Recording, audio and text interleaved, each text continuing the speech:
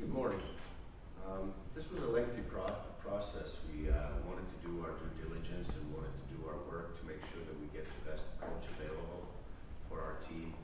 Even though I've known Mike on a personal level since the late 90s when he was coaching the Western Hockey League Spokane Chiefs, and he made a big impression on me when I was at a game in Kelowna, and he drove 3 hours from Kamloops to scout the next opponent and drove back after that to coach the team the next night in Kamloops. And I thought that that guy has passion for coaching and wants to work hard, and got to know him better as his career went on and mine went on. And I lived in Michigan when he was coaching the Red Wings, and I was always impressed the way they played, not just because of the talent, but the complete level and the passion that the team had and the team toughness that they had. Watching his accomplishments with the international level, winning World Championship, World Cup, and the Olympics. I was with Team Finland and got to know him on a personal level even better during some of those events. And we're convinced that we got the best coach for the job, and his coaching achievements talk for themselves. Everybody knows that. But I'm also convinced that he's the right person, the right man for the job, and that's really important. Our organization has some strong values that are never compromised, and they're non-negotiable, and that applies to myself and everybody sitting at this table, and we look forward to working with Mike. Okay, with that, if you have a question, please raise your hand.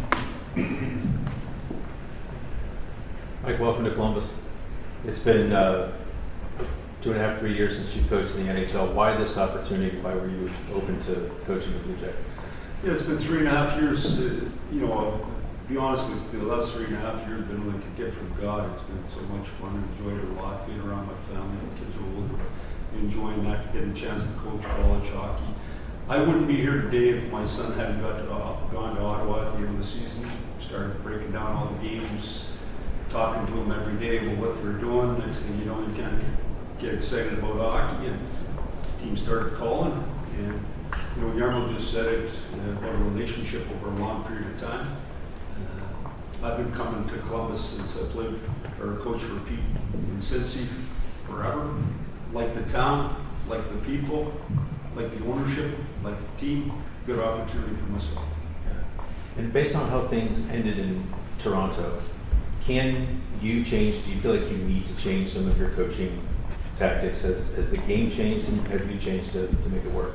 Well, I think it's real important for all of us as people. We got to change every year. We got to grow. I always say the off season was a chance to reinvent yourself. But what's happened to me over the last 3.5 years? It's been a thrill to be around my family so much. But I got a couple of real good opportunities. I got to work at the University of Vermont. I got to work at the University of Saskatchewan. In doing that, I got to coach young kids. And what you find is you find the joy. I started at Red Deer College. You find the joy in it, and you find what worked for you. When I first started coaching, I didn't know anything about coaching, but I knew if you played hard and you had fun, you'd have a lot of success. And so my experience at the U of S with the people there, with the players, was a growth opportunity for sure, and I think it sets me up well. Next, we have Kobe Meyer in front. Hey Mike, welcome to Columbus. Kobe Meyer from First Ohio Battery. How do you define success?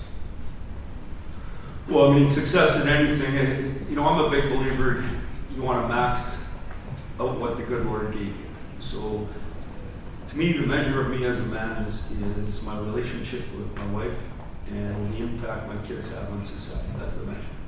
And so I'm a family guy first, and I'm blessed. Still hanging out with the same girl 32 years later, and unbelievable kids. And so to me, that's success. And it goes up and down, but it's something I'm passionate about. I've been lucky to be in hockey, seems like for forever. And success is maximizing your group.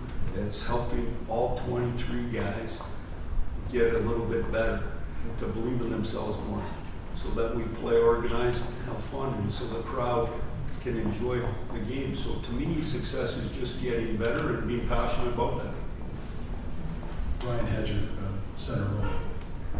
Columbus Dispatch. Kind of a two-parter here. We'll start with going back to University of Saskatchewan.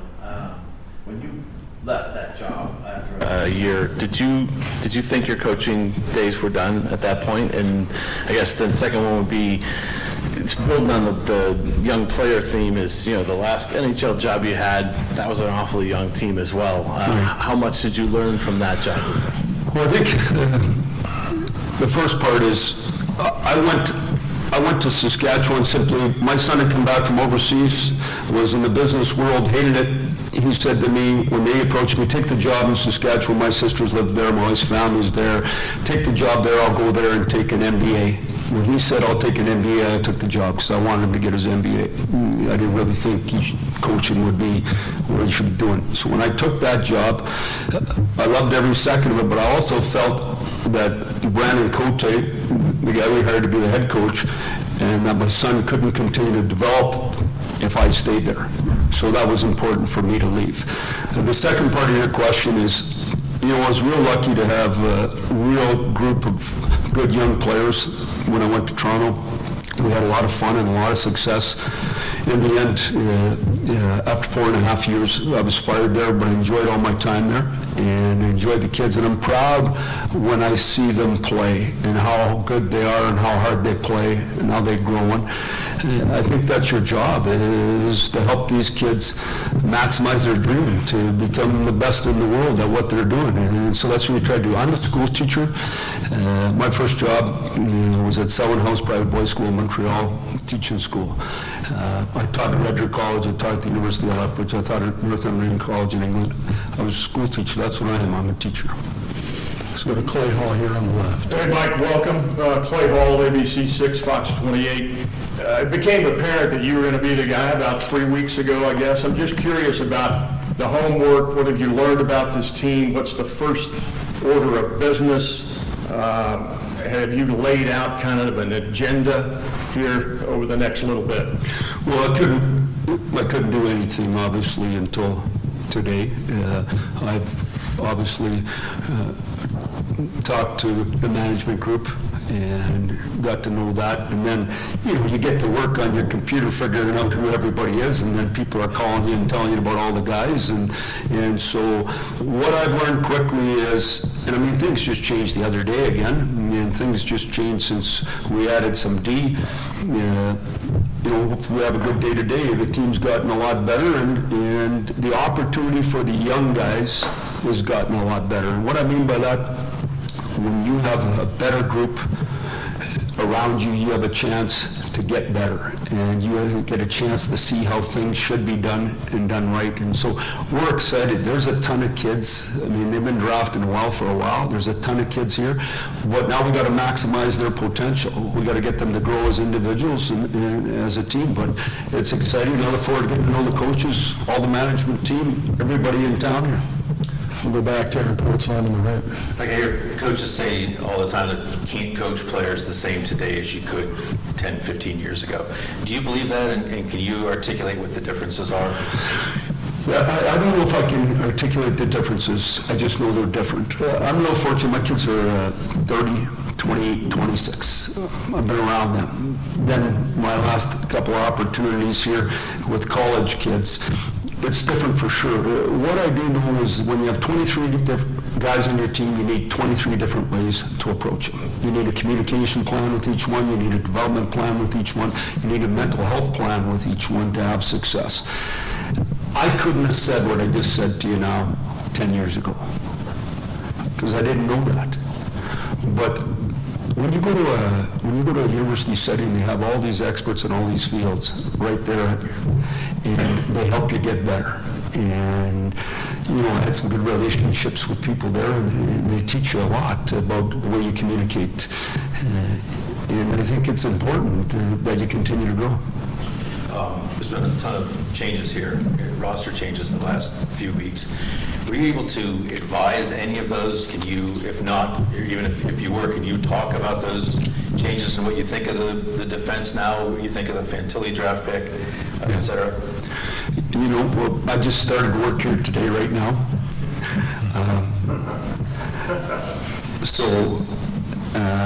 You know, I guess what I'd tell you is the group's done an unbelievable job, the management team here, to set this team up. Obviously, weren't happy with what was going on last year. We wanted to fix that.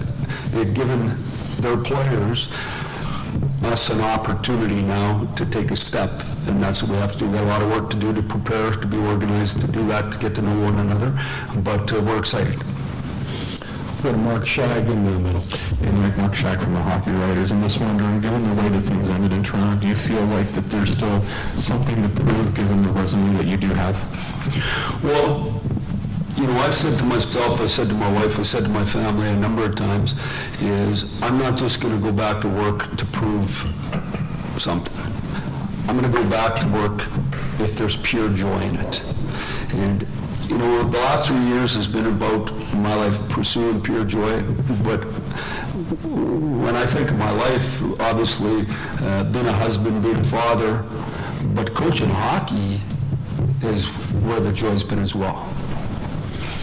In the back left, Dave Holmes. Hey, Dave Holmes, WBNS 10 TV, Mike. When you look at the offseason, adding veteran defensemen, bringing you in, it certainly seems like the team is shifting from rebuild to wanting to be competitive right now. I'm curious, Jarmo, John, the expectations they've laid out for you, and how confident are you that this team's ready to get going and back in the playoffs?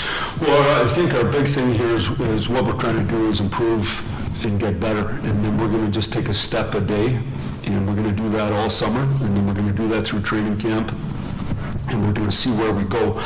You know, when you look at a lot of the players from last year, they didn't have stellar years. We believe there's more in those players, plus the players we've added. So where can we go? I don't have the answer for you. I wish I did. I don't have the answer. I just know that when you do good things in life, good things happen. When you work hard, you're rewarded, and that's what we're going to do. Go back right to Craig Murs. Craig Murs, NHL.com. Hi, Mike. This is actually for Jarmo and JD. Jarmo, you mentioned due diligence. Talking to people around the NHL and hockey, what questions did you want answered about Mike? Well, I have a big network. I've been doing this for a long time, and I talk to people that I know that are not only Hall of Fame hockey people, but Hall of Fame people with character, and that type of conversations are really important to me. They're trustworthy people that I have a really good and long relationship with, and all of the feedback from those people that had worked with Mike for years, a lot closer than I got to know him, were positive. And not only on the, everybody says Mike's a great coach, but more importantly, said that Mike's a real good person. And, you know, that was basically unanimous from everybody that I trust, that I spoke with. I think from my point of view, and Jarmo talked about the network, we've both been around I've been around longer, and you talk to people, you get to understand people, and you get to trust people. And there's a recent coach who at one time was a coach here who recently went into the Hockey Hall of Fame. And I had a good conversation with Ken Hitchcock. He said, there's only one guy to hire. I said, who are you thinking? He says, Mike Babcock. I said, oh, really? And we had a real good long discussion. I know Mike's close with Dave King. He used to coach here. And these are quality people, real quality people. And the more you dig in and do your research, and it's important to dig in and do your research. This is a very, very important hire for us as an organization, as from our ownership group, the city itself. For us, this means something. And it got more and more positive as we worked along. Jarmo stated he talked to a lot of Hall of Fame players, and he did, because we talked about it at length. This, we believe, is a very good hire. The resume sits right there and stares at you. We've hired a great coach. We're a hell of a lot healthier than what we were at the end of the season. I was looking at the long list today of the players that were banged up, and everybody pretty much is ready to go.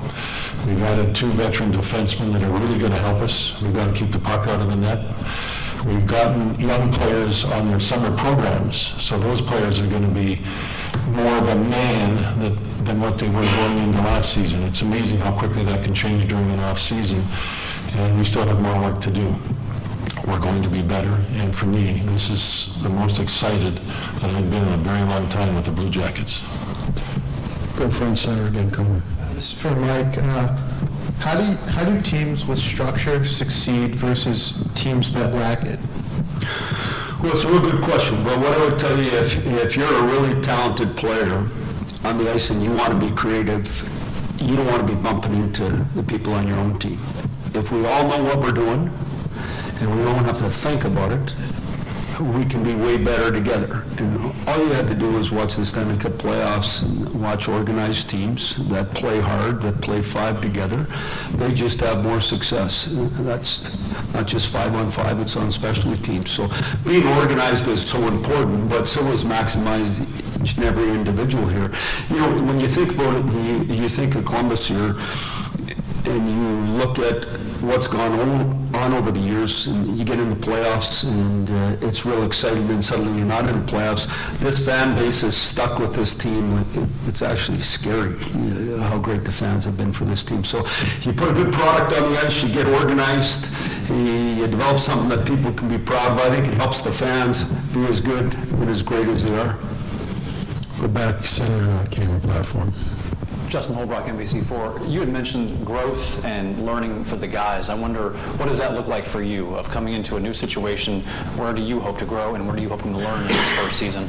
Well, I think one of the most exciting things is everybody that you're in contact with, you don't know as well as you did in the past, and they're all going to teach you something. So you're always going with the best idea. You're looking for new ideas every year. When you coach the Olympic team in 2010, it's got to be different in 2014 because the same thing can't win. So by being surrounded by a bunch of new people with a bunch of different ideas, I think is very exciting, allows you to grow. I've talked about my last 3.5 years because it was so different being at college or university, or what we call it was a growth opportunity as well. But I think this is really, really exciting. Just even today, I'm in the weight room and I'm meeting all the people, the new doctors. Everyone's got a different way of doing things. We got to find the best way to do it, and that'll become the Jacket way. How do you maintain that mindset of 3.5 years when you're in the grind of the season, and it's hard to think back to that time when you had a little bit more time to think and analyze when you're right there in the thick of it? Well, I just think it's like anything is change in all of us takes time. Yeah, but I think the first thing you got to do is you got to embrace it. You want to get better. I've been a lifelong learner, pursuing knowledge my whole life, but I think what this has done is gives me a chance to get outside my body and have a look and see what I'm doing and understand you needed to change, you needed to grow. Go to Mark Shag in the center. For everybody, are all of the assistant coaches coming back at this point? Yeah, I mean, I've met with the two that are on the staff, and they're coming back for sure. And then we haven't, I'm just getting to know everybody here. And so we got skilled people and all that, and we've talked about, like, that's our plan at this point. And Mike, for you, just how quickly do you feel like that a culture in the room can be developed these days? Well, I think that's a real good question. I think a huge part of culture just starts even here in the off season. Are you doing the work? You know, the harder you work, the luckier you get. So if you do all the work, you eat right, you sleep right, you train right, you come to camp, you're in shape, you get confidence, you feel good about yourself, you don't get injured, you feel lucky those things happen, but you earned it. So that's the first thing that has to happen. And then when you arrive prepared, you show your teammate you're committed to them because you're prepared. When you're in the weight room, you're showing your teammate you're doing right. When you're in the back check, you stop on defense, you show your teammate. To me, we talk about a lot of things in culture, but that is a big part of it, is doing your part to make the whole group better. I mean, we got the facility, and I don't know if you people ever get to see there, the weight room, the facility, the kitchen, the food, this place is off the charts incredible. And so there's no room not to do it right. It's, I mean, I saw it yesterday, I couldn't believe how great it is underneath there. So we provide the opportunity, they got to do the work though. Go to Brian Hedger in the middle. I'm gonna flip the one question over back on you. Did you? I'm sure you have an extensive network of coaching in the coaching fraternity. Did you call previous coaches who had coached here with the Blue Jackets? Did you talk to Hitch? Did you talk to some other guys about, hey, what's it like being in Columbus? Well, I didn't call them, they called me, like in a hurry. Dave King coached here right at the start. I said to you guys, I was working in Cincy for the Mighty Ducks in Detroit, and I'd come up here every Tuesday, or maybe it was a Wednesday, I can't remember, but I'd come up here, come to the game. When you're working in the American League, I used to walk in here and go into the scout room or whatever, and you know how good the meal is here? It was unbelievable. Here in the American League, that was a home run thing. But I used to come up here, I'd meet with Kinger, you get to know some of the people, and then you meet NHL people, you'd be around a good rink. So I had a chance to talk to Kinger about it and about how special the town was. I had a chance to talk to Hitch. I got a place out by Hitch there, and so I get to talk to him a lot. And we've worked together a number of times on national teams, and he couldn't say enough good things about the city. The city's fantastic, and the other thing he talked about was the fans. And what a great place it is, and that the fans love their hockey team here, and they love hockey. So, they couldn't say enough good things about it. If I could interject just for 1 second, we talked about doing our homework with Yarmo. We had one person in our office, Rick Nash. Rick Nash played for Babs in the Olympics, and you sit down, you have discussions. And Rick Nash is a very forthright person, and 2 thumbs up. That meant a lot to us. Follow up here really quick. You coached in Detroit for a long time at the Original Six, obviously big time interest there. You go to Toronto, another Original Six, even bigger interest. Not that there isn't interest here, there's plenty of it locally especially, but are you looking forward to maybe getting in here and maybe not having 50 or 60 cameras around all the time? Yeah, to tell the truth, I haven't thought much about that. What I've thought about is my home in Michigan is, it's 3 hours down the road. I still have farms in Ohio here, in the Russellville area, outside of Cincy, that I love going to. It just fits into our life. Now, obviously, if you didn't have a relationship with these people, you wouldn't even consider. And that was the first and the foremost, is a relationship over a long period of time that you had with the management team, so you were comfortable. And then the second thing, does it fit into your life? And it really does. And then, I think it's an exciting time for Columbus just because of what's gone on here, the kids they have, that we have, I apologize. And so the opportunity is great, so that's why it was a fit.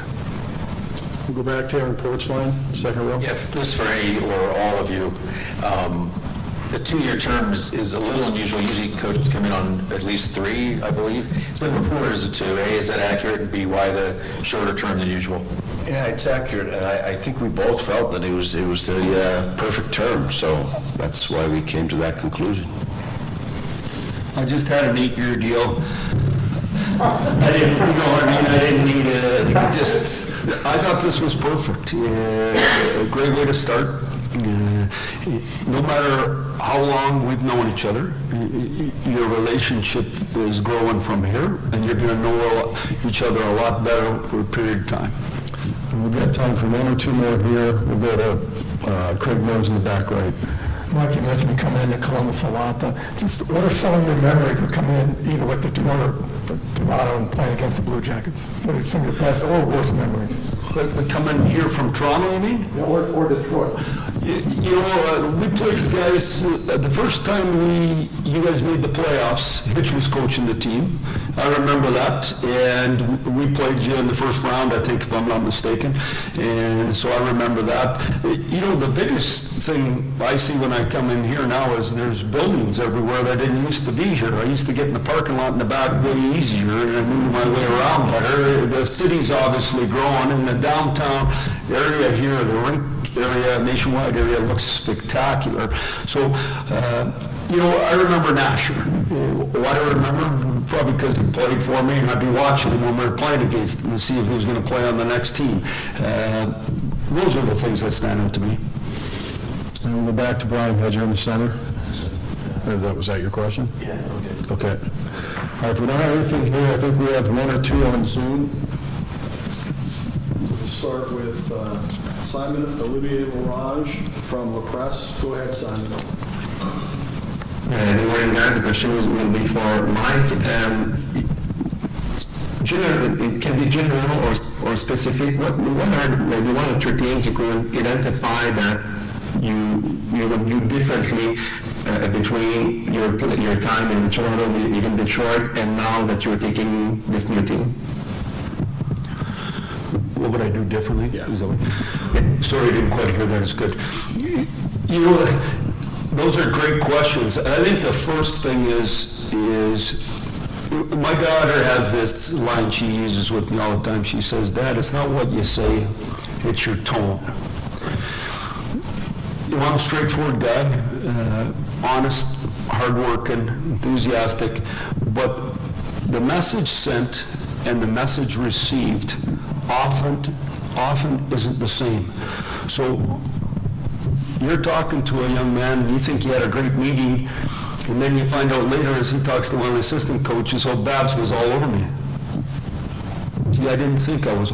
The ability to communicate and send the right message that you want to send and do it in a way that's totally respectful, to me, is what the last 3.5 years have been about.